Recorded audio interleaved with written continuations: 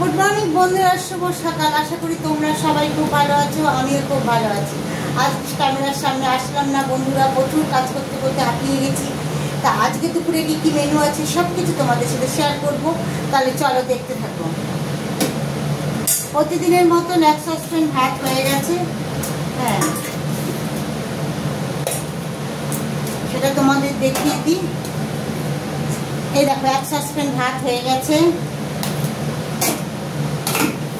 আর আজকে করেছি দেখো কুমড়া ভাজা করেছি লম্বা লম্বা করে। আর এখানে আছে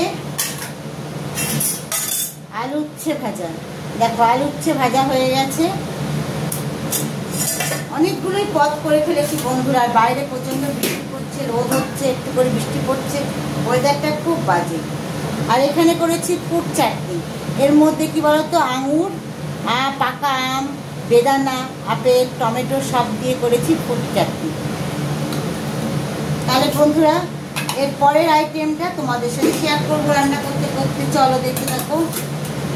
এখানে আমি নিয়ে নিয়েছি চিকেন। দেখো একদম তোমাদের দেখাই, সব কিছু দিয়ে মাখিয়ে বসিয়ে দেবো।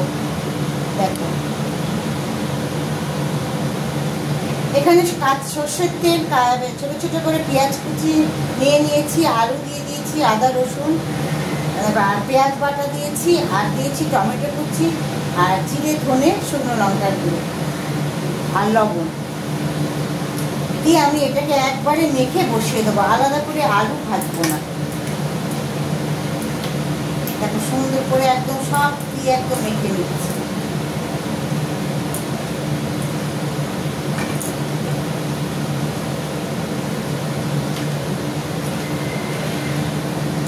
দেখো লেগ পিসের সাইজ দেখো, লেগ পিস ভালোবাসি বলে বড় মশাই হচ্ছে বড় বড় লেগ পিস এনে দিয়ে গেছে, বুঝছো?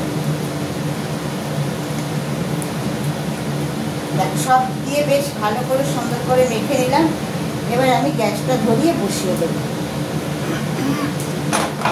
হাতটা ধুয়ে নিই।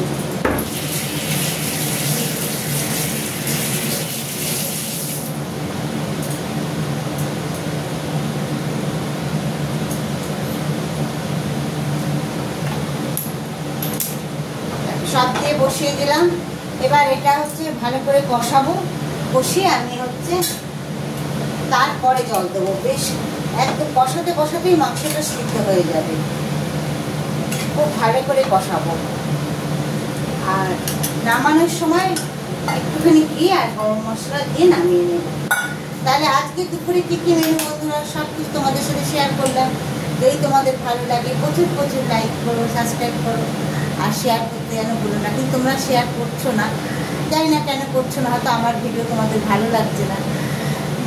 অথচ শেয়ার করো বন্ধুরা, আর সুন্দর সুন্দর কমেন্ট করো।